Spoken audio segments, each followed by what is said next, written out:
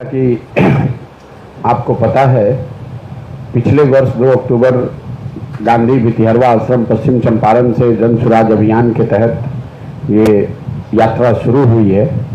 आज उसको करीब ये 13वां महीना है। एक सी समस्या है जो समाज के हर वर्ग को प्रभावित करती है, चाहे आप धनी हैं गरीब हैं।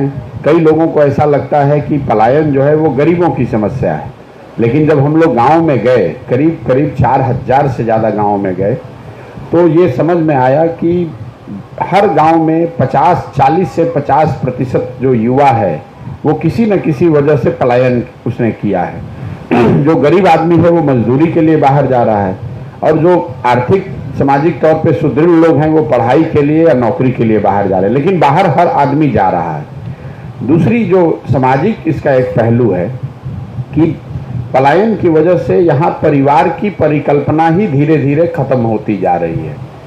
जब हम लोग गांव में जाते हैं तो एक जो परिवार की परिकल्पना है, पति पत्नी बाल बच्चे माता पिता साथ में रहने की, वो है ही नहीं।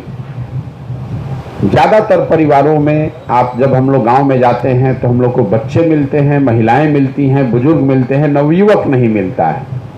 जैसे मैं अभी 1 साल से पैदल चल रहा हूँ, बहुत सारे लोग ये बताते हैं कि ये घर परिवार छोड़कर 1 साल से पैदल चल रहे हैं, लेकिन अगर आप ध्यान से देखिएगा तो बिहार के ज़्यादातर परिवार की सच्चाई यही है कि जो पुरुष है उसको साल में अपने परिवार के साथ 10 दिन या 1 महीना ही रहने का अवसर है। और लोगों ने, जो दुखद बात है या आश्चर्यचकित करने वाली बात है, कि लोगों ने उसको जीवन की सच्चाई मान लिया है। लोग इसको कंप्लेन नहीं करते हैं इसको लेकर कि मेरे घर का जो मेरा बच्चा है, मेरा पति है, वो सालों भर बाहर रहता है। लोग आर्थिक कंप्लेन कर रहे हैं। तो कहीं ना कहीं ये परिवार की जो परिकल्पना थी वो गांवों में यहाँ पर टूटती हुई दिख रही है। यही हाल करीब करीब बेरोजगारी का है। बेरोजगारी सिर्फ यहाँ गरीबों की समस्या नहीं है। जो किसान है, जो व्यापारी व्यवसायी है, जो समृद्ध परिवार हैं, उनको भी अपने बच्चों के रोजगार की उतनी ही परेशानी है जितने गरीब लोगों की है। दूसरा जो मुद्दा है जो सर्वस्पर्शी सभी वर्गों को प्रभावित करने वाला हम लोगों को दिखा, वो है बिहार में शिक्षा व्यवस्था का ध्वस्त हो जाना। ये भी विषय ऐसा है जिसमें हर गांव में हर वर्ग के लोगों ने बताया, चाहे उनके बच्चे भले प्राइवेट में पढ़ रहे हैं, अच्छी पढ़ाई कर रहे हैं, लेकिन इस बात का बहुत बड़े स्तर पर लोगों के मन में इस बात की पीड़ा भी है, परेशानी भी है कि बिहार में शिक्षा व्यवस्था पूरी तरीके से ध्वस्त हो गई है। हर वर्ग का आदमी ये बता रहा है। बिहार में शिक्षा व्यवस्था बहुत अच्छी कभी नहीं थी, लेकिन पहले प्रखंड के स्तर पर, जिले के स्तर पर 1-2 विद्यालय ऐसे जरूर होते थे, जिले में 1-2 कॉलेज ऐसा जरूर होता था जिसमें पढ़ाई करके आप आगे बढ़ सकते थे। मुझे लगता है कि जब नीतीश कुमार के 18-19 साल का इतिहास लिखा जाएगा तो उनके कालखंड, उनके शासनकाल का सबसे बड़ा काला अध्याय इसी बात को माना जाएगा कि उनके एक पढ़े लिखे व्यक्ति के मुख्यमंत्री रहते हुए बिहार में शिक्षा व्यवस्था का ध्वस्त हो जाना सबसे बड़ी उनकी नाकामी है। ऐसा इसलिए कि देखिए, अगर कल एक अच्छी सरकार आ जाए तो शायद रोड बन जाए, शायद बांध बन जाए, अस्पताल सुधर जाए, लेकिन जो 2 पीढ़ी के लोग इस ध्वस्त शिक्षा व्यवस्था से पढ़कर निकल गए, अब अगर बिहार में एक अच्छी शासन आ भी जाए तो भी उनके जीवन में अब कोई परिवर्तन होने वाला नहीं है। उनको शिक्षित समाज के पीछे ही चलना पड़ेगा। तो पहला जो सबसे बड़ा मुद्दा लोगों को ने बताया वो है बेरोजगारी और पलायन। दूसरा है शिक्षा व्यवस्था का ध्वस्त होना, और तीसरी जो सबसे बड़ी समस्या है वो स्वाभाविक तौर पर खेती किसानी से जुड़ी हुई है। किसानों की यहाँ जो बदहाली है, लोग गांव देहात में बताते हैं कि पहले जो लोग कृषक थे, खेती करते थे, वो 5 बरस खेती करें, 4 बरस खेती करें, कुछ पेट काटे, पैसा बचाएं, तो 5 साल 7 साल में लोग 1-2 कट्ठा जमीन खरीदते थे, कुछ जमीन खरीद पाते थे। आज किसानों की बिहार में हालत ये है कि अगर आपके घर में कोई नौकरी पेशा वाला आदमी नहीं है, कोई व्यवसाय नहीं है, सिर्फ आप कृषि पर आधारित हैं और आपके घर में कोई घटना हो जाए, कोई बीमार पड़ जाए, कोई किसी बच्चे की शादी आ जाए, तो किसान को यहाँ 1-2 कट्ठा जमीन बेचना है। ये एक जनरल बात लोग गांव में बताते हैं। किसानों की समस्या के पीछे जो सबसे बड़ी 3 कारण समझ में आए, वो पहला है भूमि सुधार का लागू ना होना। बिहार में समाजवाद के नाम पर राजनीति हुआ है, गरीबों की राजनीति हुई है, लेकिन यहाँ भूमि सुधार अगर आप देखेंगे तो कभी लागू ही नहीं किया गया। उसका नतीजा ये हुआ है, ये आंकड़ा आपके लिए दे रहे हैं, बिहार में 60% लोगों के पास जमीन नहीं है। देश के स्तर पर यह आंकड़ा है 38%।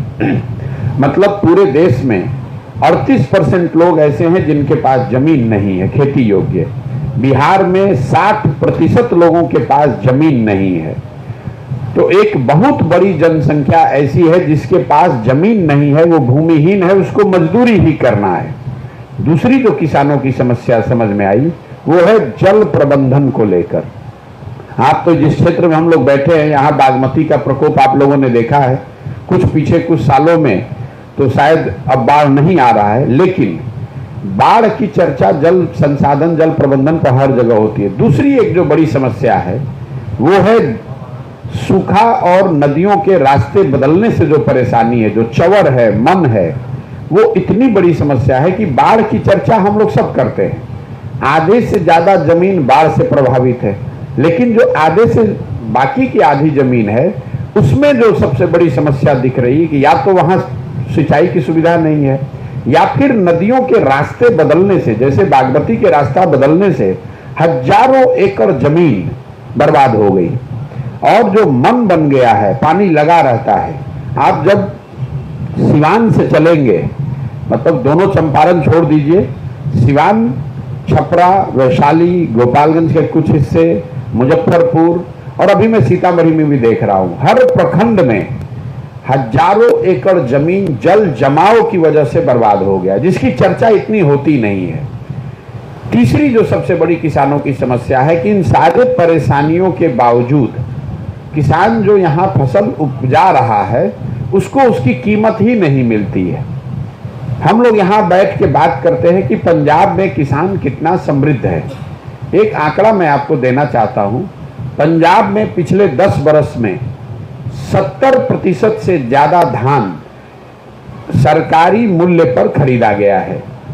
पिछले साल सरकार ने यहाँ सरकारी मूल्य रखा धान का 2030 रुपये, जबकि 90% से ज्यादा किसानों ने धान अपना बेचा 1400, 1500, 1600 रुपये क्विंटल की दर से। तो यहाँ पिछले 10 बरस का जब मैंने आंकड़ा निकलवाया तो उससे पता चला कि बिहार में सिर्फ पिछले 10 बरस में, 1 वर्ष की बात नहीं है, 13% धान ही सरकारी समर्थन मूल्य पर खरीदा गया है, जबकि पंजाब में ये आंकड़ा 70% है। तो जरा आप अंदाजा लगाइए कि किसानों का कितना इससे नुकसान हो रहा है।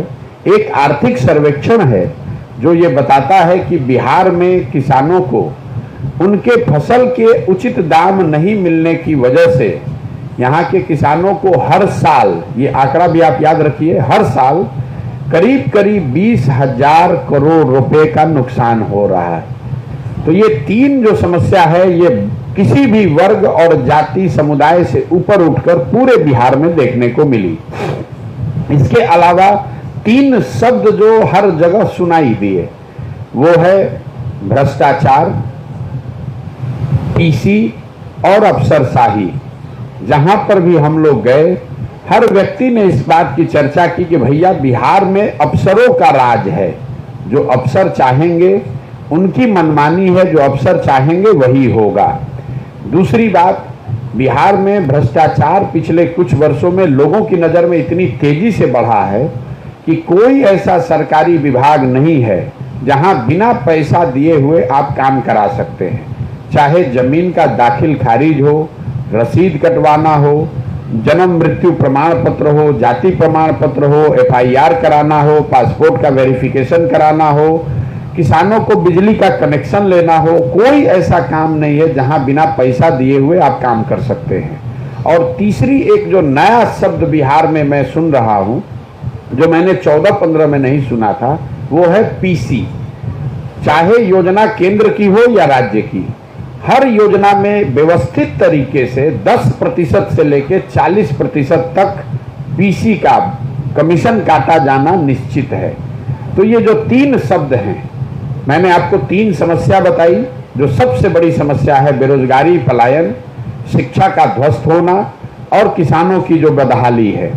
और 3 जो सबसे ज़्यादा सुने जाने वाले शब्द हैं वो है अफसरशाही से परेशान जनता, सरकारी विभागों में फैला हुआ भ्रष्टाचार और सरकारी योजनाओं में काटे जाने वाला पीसी। इसके अलावा 3 जो यहाँ रोजगार के साधन अभी हैं, इस पर मैं आपको बताना चाहता हूं। बिहार में रोजगार के 3 ही बड़े अवसर बच गए हैं।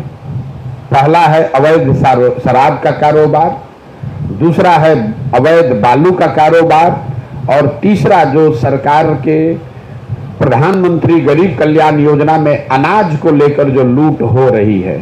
हर प्रखंड में, हर गांव में, हर जिले में हम लोगों को ऐसे लोग मिले जहां 5, 7, 8, 10 व्यक्ति या तो अवैध शराब के कारोबार में लगा हुआ है या अवैध बालू के कारोबार में लगा है या ये जो अनाज की चोरी हो रही है, जिसमें प्रधानमंत्री गरीब कल्याण योजना में जो अनाज आता है, जैसा कि आपको मालूम है, लाभार्थियों को 5 किलो नहीं 4 किलो अनाज ही मिलता है।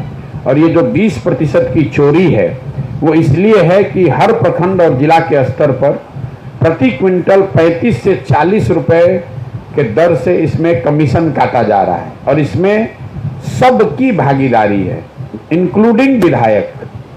ज्यादातर जगहों पर लोग वीडियो पर बताते हैं कि विधायक भी इसमें 35-40 रुपए में 7 से 8 रुपए प्रति क्विंटल पैसा ले रहे हैं। और इसका जो तंत्र है इस अनाज को पैसे में कन्वर्ट करने का, वो भी आजकल यहाँ एम्प्लॉयमेंट का एक नया जरिया बन गया है। हर जिले में 1-2 ऐसे अनाज के माफिया हो गए हैं। उसी तरह हर जिले में आपको बालू माफिया हैं, हर जिले में शराब के माफिया हैं। तो 3 नए माफिया और उद्योग नीतीश कुमार ने शुरू करा दिए, वो है शराब माफिया, बालू माफिया और अनाज माफिया। इसकी चर्चा हर जगह हम लोग को सुनने को मिली।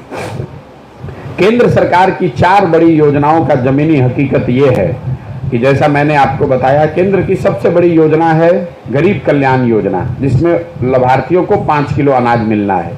ये कहीं 5 किलो अनाज नहीं मिल रहा है, सबको 4 किलो अनाज ही मिल रहा है। दूसरी बड़ी योजना है स्वच्छ भारत अभियान के तहत शौचालय। तो मैं 4000 से ज़्यादा गांव में जाने के बाद आपको विश्वास से ये कह सकता हूँ कि बिहार के ज़्यादातर गांव में खुले में शौच आज भी जीवन की सच्चाई है। हुआ ये है कि 12,000 रुपये शौचालय के नाम पर निकाले गए, 2,000 रुपया अधिकारियों ने लिया और 10,000 रुपये लाभार्थियों को दिए गए। किसी ने इस बात की चिंता नहीं की है कि शौचालय बना है कि नहीं बना है, उसका उपयोग हो रहा है कि नहीं हो रहा है। तीसरी बड़ी योजना है केंद्र सरकार की आवास योजना, प्रधानमंत्री आवास योजना। तो रास्ते में चलते हुए हम लोग को ज़्यादातर इंदिरा आवास योजना के ही लाभार्थी मिलते हैं। प्रधानमंत्री आवास योजना के तहत जिसमें लाभार्थियों को 1,40,000 रुपये मिलना है और मुख्यमंत्री आवास योजना जिसमें 1,19,000 रुपये मिलना है, इसके लाभार्थियों की संख्या करीब करीब नगण्य है, क्योंकि ग्राम सभाओं को अभी ये अधिकार नहीं है कि वो किसी को ये योजना का लाभ दे सकें। पेपर पर है, सच्चाई धरातल पर नहीं है। और दूसरी जो दिक्कत है कि अगर जिन लोगों को इस योजना का लाभ मिल भी रहा है तो उनको 25,000 से 40,000 रुपया घूस के तौर पर देना है। जिन पंचायतों में गांव में जनप्रतिनिधि पैसा नहीं ले रहे हैं, वहां पर भी अफसरों को 20-25 हजार रुपया आपको देना ही देना है। अगर जनप्रतिनिधि भी अपना हिस्सा ले रहा है तो लाभार्थियों को 35,000 से 40,000 रुपये तक देना पड़ रहा है।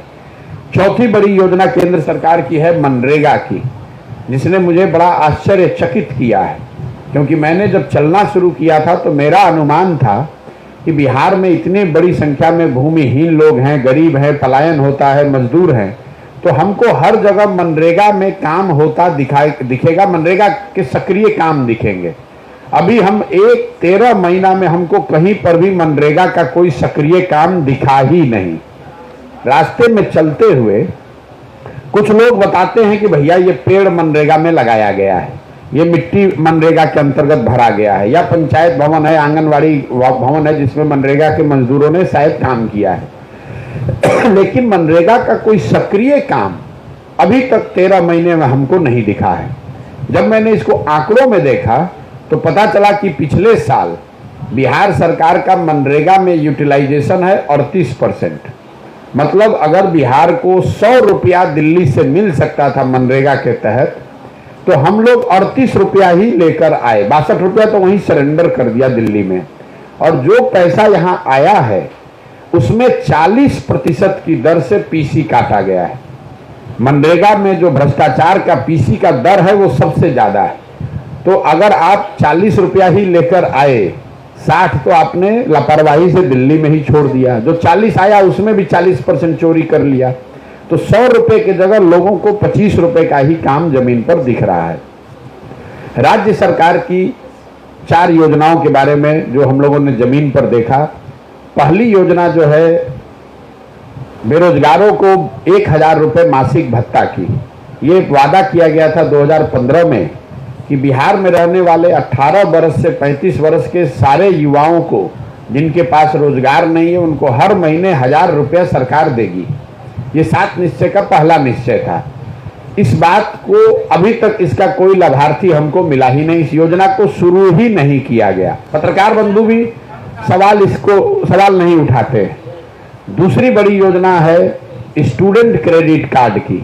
2015 में ये योजना बनाई गई थी कि 12वीं के बाद बिहार के बच्चों को पढ़ाई के लिए बैंकों से सरकार के गारंटी पर पैसा मिल जाए ताकि आप रोजगार के लिए आगे जाकर पढ़ाई कर सकें।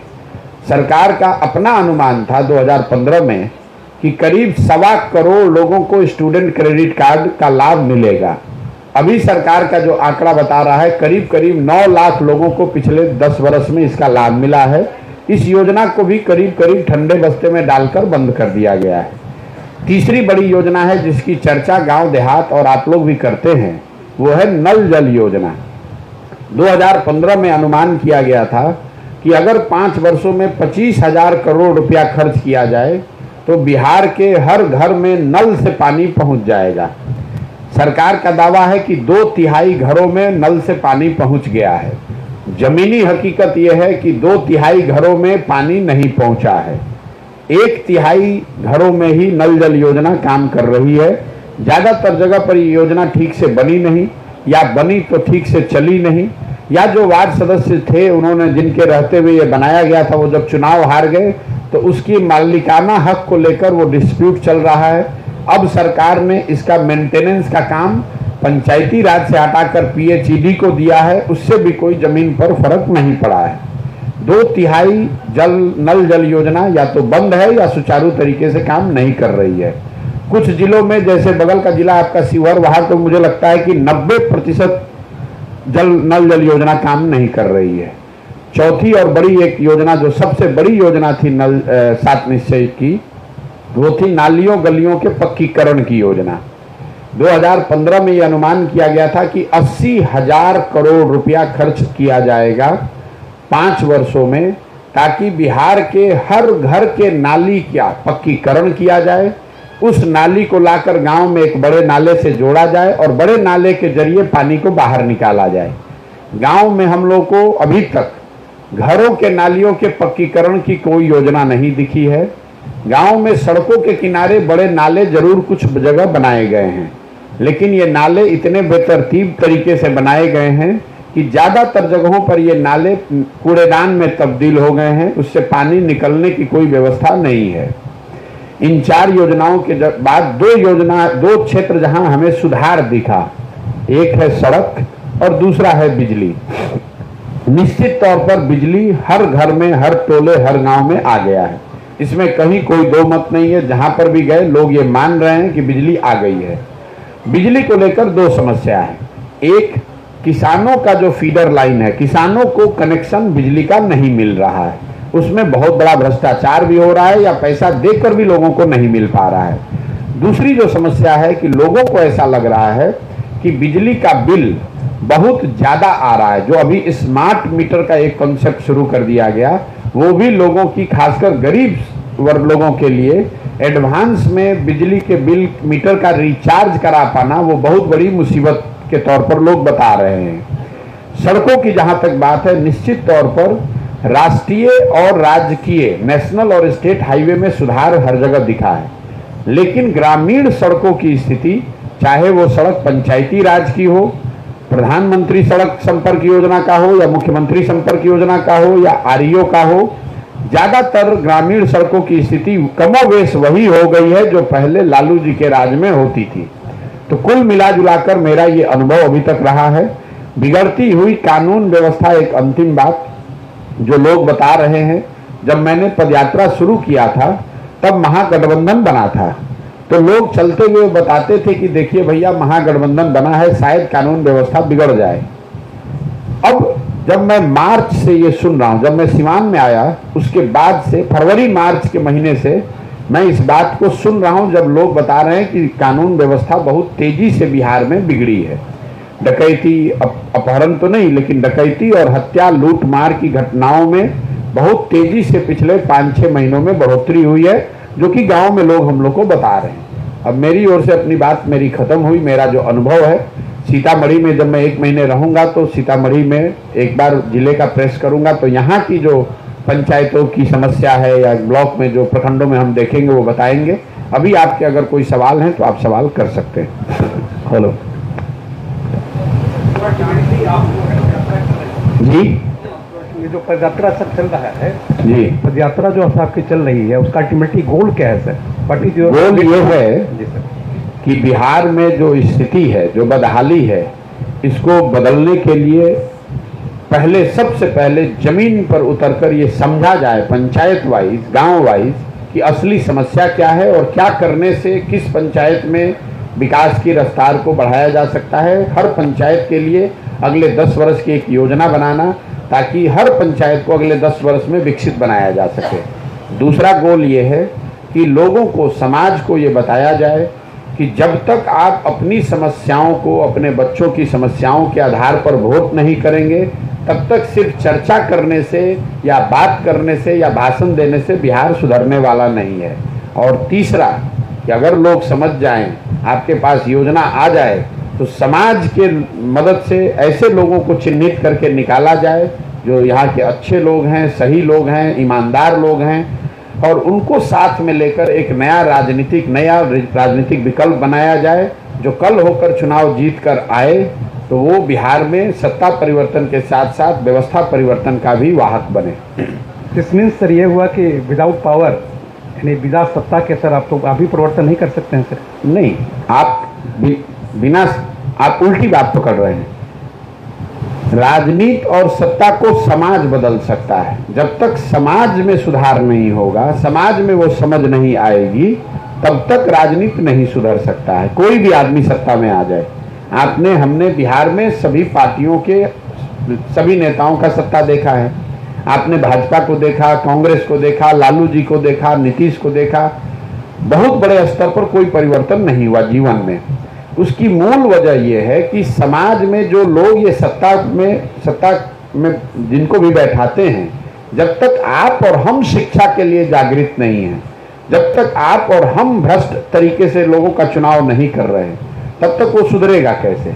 अगर आप मेरा संवाद गांव के स्तर पर देखेंगे, मैं तो लोगों को जाकर यही बता रहा हूं कि अगर आप 500 रुपया लेकर या मुर्गा भात खाकर मुखिया के चुनाव में वोट दीजिएगा, तो आपका मुखिया किसी भी हालत में ईमानदार नहीं हो सकता है। जब तक आप अपने बच्चों के शिक्षा के लिए, रोजगार के लिए वोट नहीं करेंगे, तब तक आपके बच्चों के लिए शिक्षा और रोजगार नहीं हो सकता है। आप यहाँ का उदाहरण देख लीजिए। रीगा चीनी मिल की बात सब लोग उठा रहे हैं। पढ़ा लिखा आदमी हो, पत्रकार हो, गरीब हो, किसान हो, सब बता रहा है। रीगा चीनी मिल आज से नहीं बंद है। रीगा चीनी मिल बंद होने के बाद यहाँ कई चुनाव हुए, लेकिन सांसद वही चुनकर आ रहा है जो पिछले 3 बार से आ रहा है। तो बिहार के लोगों की समस्या ये है कि हम अपनी समस्याओं के बारे में जानते हैं, उसकी चर्चा करते हैं, उस पर क्रोधित भी होते हैं, लेकिन जब हम वोट देने जाते हैं तो हम उन समस्याओं पर वोट नहीं देते हैं। आपने वोट देते समय रीगा चीनी मिल पर वोट नहीं दिया, आपने वोट दिया पुलवामा पर, आपने वोट दिया जाति पर, आपने वोट दिया राम मंदिर के लिए, आपने वोट दिया 5 किलो अनाज के लिए। तो रीगा मिल चालू होगा कैसे? रीगा मिल तो तब चालू होगा ना जब उस मिल पर आप मिल के बनने या न बनने, चलने या न चलने पर वोट करें। तो वही प्रयास है कि पहले समाज को जाकर इस बात को बताया जाए कि भाई जो तुम्हारी समस्या है, तुम्हारी बच्चों की जो समस्या है, जब तक तुम उस पर वोट नहीं करोगे तब तक सुधार नहीं हो सकता है। सर मेरा नाम इमरान खान है और मैं ईटीवी नेशनल से हूँ। सर जिस तरह से अभी हाल ही में जाति सर्वे हुई है, जाति सर्वे आप कहते हैं, सरकार उसे जाति जनगणना कह रही है। सरकार भी उसको जनगणना नहीं कहती है। आप पत्रकार के नाते भी आप समझ लीजिए, जनगणना केंद्र सरकार का विषय है जिसका वैधानिक आधार है। सर्वे राज्य सरकार का मामला है जिसका वैधानिक आधार नहीं है। तेजस्वी यादव कह रहे हैं कि देश को एक नई दिशा मिली है बिहार के इस कदम से। चलिए, अब अगर तेजस्वी यादव जैसे लीडर देश को नई दिशा देने लगेंगे तो देश का कोई भला होने वाला नहीं है। मेरी शुभकामना है तेजस्वी यादव को। उनके माँ बाप यहाँ 15 साल मुख्यमंत्री रहे, अब वो खुद उप मुख्यमंत्री हैं। बिहार की को तो उन्होंने दिशाहीन कर दिया। कम से कम अभी जब जनता ने उनको जिम्मेवारी दी है तो बिहार में कुछ नहीं तो कम से कम जिन विभागों के वो मंत्री हैं उसका दिशा ठीक कर दें। बिहार में अस्पतालों की दशा सुधार दें, बिहार में सड़कों की दशा सुधार दें, बिहार में ग्रामीण कार्य मंत्रालय के अंतर्गत आने वाले नालियों गलियों की दशा सुधार दें। देश की दिशा की बात करना उनके लिए, हम लोग अंग्रेजी में एक फ्रेज कहते हैं, पंचिंग एबव योर वेट। उनके कद से बहुत बड़ी बात है, अपनी बात करनी चाहिए। मैं इसको बड़बोलापन कहते हैं। बिहार में इस चीज़ का बड़ा आदत है लोगों को, जिसको ना भाषा का ज्ञान है ना विषय का ज्ञान है, लेकिन टीका टिप्पणी करनी होगी तो गांव में बैठ के इजराइल और फिलिस्तीन पर टीका टिप्पणी करेंगे। अपने बच्चों के शरीर पर कपड़ा नहीं है, अपनी पढ़ाई नहीं है, खाना नहीं है, रोजगार नहीं है, लेकिन टीका टिप्पणी ये कर रहे हैं कि गाजा में क्या हो रहा है। तो यहाँ के नेताओं को भी ऐसी आदत लग गई है। बेवकूफ़ी को ही यहाँ पर लोगों ने ज़मीनी हकीकत मान लिया है। आप उसको ज़मीनी नेता मानते हैं जिसको ना भाषा का ज्ञान है ना विषय का ज्ञान है। जो आदमी शर्ट के ऊपर गंजी पहन ले उसी को यहाँ का समाज और पत्रकार और सारे लोग कहते हैं यही ज़मीनी नेता है। जो गाली गलौज करे, जो बदमाशी करे, रंगदारी करे, लूट करे, उसी को आप लोग कहते हैं नहीं यही बिहार में चलेगा। कोई सज्जन आदमी, कोई पढ़ा लिखा व्यक्ति, कोई समझदार व्यक्ति अगर आ जाए तो सब लोग मिलकर कहता है भैया बिहार में नहीं चलेंगे। और फिर उसके बाद आप ही गाना गाइएगा कि बिहार में कोई अच्छा आदमी आता नहीं है। भैया बिल्कुल बनेगी, सकती है वाली बात नहीं है। जितने लोग बिहार में राजनीति करते हैं, मेरी समझ राजनीति की उनसे कम नहीं है, ज़्यादा नहीं है तो उनसे कम भी नहीं है। तो मैं जितनी राजनीति समझता हूं, मैं आपको दावे के साथ कह सकता हूं कि बिहार में हर गांव में, हर प्रखंड, हर पंचायत में, समाज के एक बड़े वर्ग में बिहार में परिवर्तन की चाहत है। इसका मतलब ये नहीं है कि वो प्रशांत किशोर को चाहता है या जनसुराज को चाहता है, लेकिन लोग इस 32 बरस के शासन से, लालू नीतीश से त्रस्त हो गए हैं। लोग परिवर्तन चाहते हैं, लोग नया कुछ चाहते हैं, बिहार में सुधार चाहते हैं। इसको लेकर कहीं कोई दो मत नहीं है। मैं विश्वनाथ चौधरी, दैनिक जागरण रिपोर्टर। आगामी चुनाव में जातिगत सर्वे का क्या असर होगा? कोई असर नहीं होगा, इसको बोल्ड में लिख लीजिए। पत्रकारों को ये आपको चूंकि रिपोर्टिंग करनी है, जो राजनीतिक व्यक्ति है उसको बैठ के चर्चा करनी है। सर्वे आ गया, अब लॉजिकल दो सवाल पूछने की बात है। भाई जिन वर्गों की संख्या ज़्यादा है उनको हक देने की बात है, भागीदारी देने की बात है। तो उनकी भागीदारी पर कौन बैठा हुआ है? तेजस्वी यादव जी को अपने 2-3 विभाग छोड़कर जिन वर्गों की संख्या ज़्यादा आई है उनको देना चाहिए। नीतीश कुमार को अपने सरकार में और ऐसे विधायकों को, मंत्रियों को शामिल करना चाहिए जो उन वर्गों से आते हैं जिनका प्रतिनिधित्व और संख्या ज़्यादा होने की नीतीश कुमार और लालू यादव बात कर रहे हैं। कौन बैठा है सत्ता में, किसको भागीदारी देनी है? भाई सत्ता में पिछले 32 बरस से लालू जी और नीतीश जी बैठे हैं। तो अगर किसी वर्ग को भागीदारी नहीं मिली तब तो वो खुद स्वीकार कर रहे हैं कि वो हक इन दोनों लोगों ने ही मारा है। आज बिहार सरकार का बजट है 2,46,000 करोड़। आप जरा बताइए अति पिछड़ा समाज के कितने मंत्री, जो 36% की बात हो रही है, 36% को रिप्रेजेंट करने वाले मंत्री कितने हैं और उन मंत्रियों के विभागों का बजट कितना है। 18% मुसलमान है। मुसलमान समाज के कितने लोग मंत्री